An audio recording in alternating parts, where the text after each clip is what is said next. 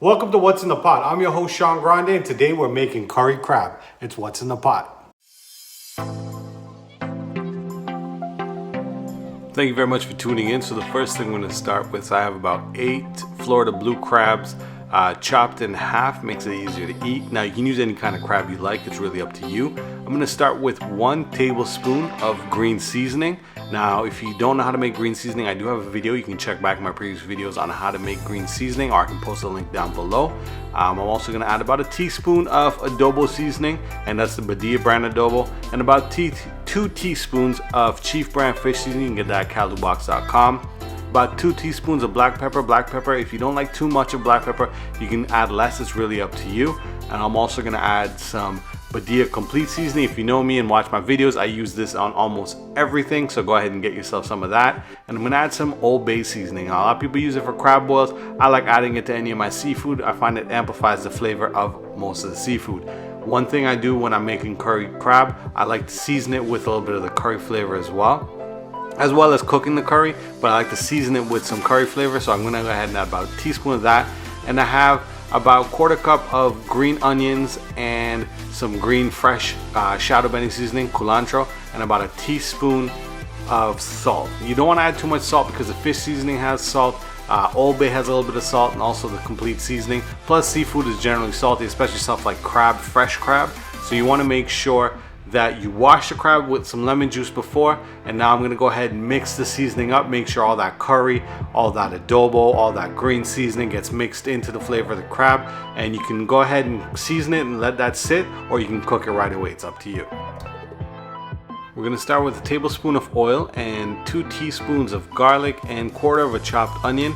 Now you want to let the onion and garlic saute in the oil for about a couple minutes, and you just want to bring out the flavor of the onions and the garlic into the pot.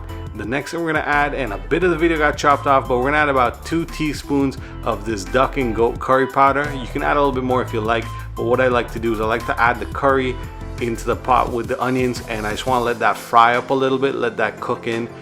Bring out the nice flavors of the curry. Some people call it parching it or patching it, but we want to let that cook up for a little bit and give it a few minutes. We don't want it to burn, but we just want to let it fry up a little bit. Now after a couple minutes of that curry frying up, I'm going to add about a cup of water. Now the one thing is, when we're making curry crab, we want to start the coconut milk into the curry first. Normally if we're making curry chicken, we're going to go ahead and add that chicken, or if we're making curry beef, we're going to let that cook in with the fried up curry, because that meat itself is going to spring its own water. So after a few minutes of letting that curry bubble up with the water, I'm adding 2 teaspoons of coconut milk powder. If you don't have coconut milk powder, you can use some of the cube stuff, or you can use half a can of coconut milk you get from the store. Once we've added that coconut milk powder, we want to stir it into the sauce, and you can see the nice creaminess that the coconut milk is giving. That's what the coconut milk does. Optionally, you don't have to add the coconut milk, but the coconut milk adds a nice flavor, it adds a nice color.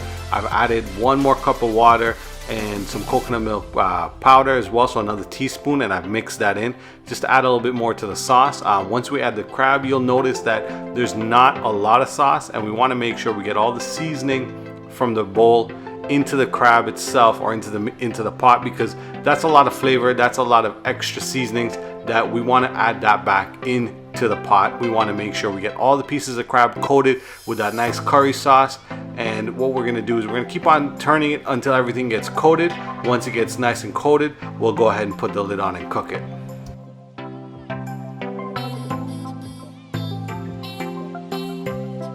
So I figured I need a little bit more water, so I added some water to the bowl, and you can see all that seasoning that was left over in the bowl. We want to just go ahead and add that in and give it a stir, and then we're going to put our lid on it.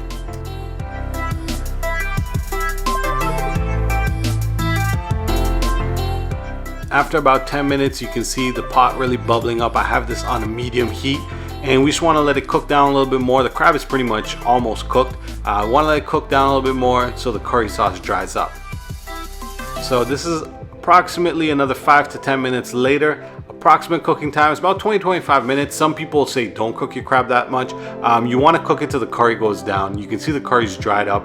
You can see all the flavor. You're not really going to overcook it. All that's going to happen is more flavor of that curry is going to go into the crab. It's going to soak into the crab itself. So the last thing I want to do is I want to add some freshly chopped shadow benny or culantro, and I'm going to add that in, and I'm just going to give it a stir. I really like adding shadow benny or culantro to the end of a dish, especially with curry. For me, I find it brings out the flavor. It also brings a nice freshness and aroma to the dish. So it's optional if you want to use it. I personally love using it at the end.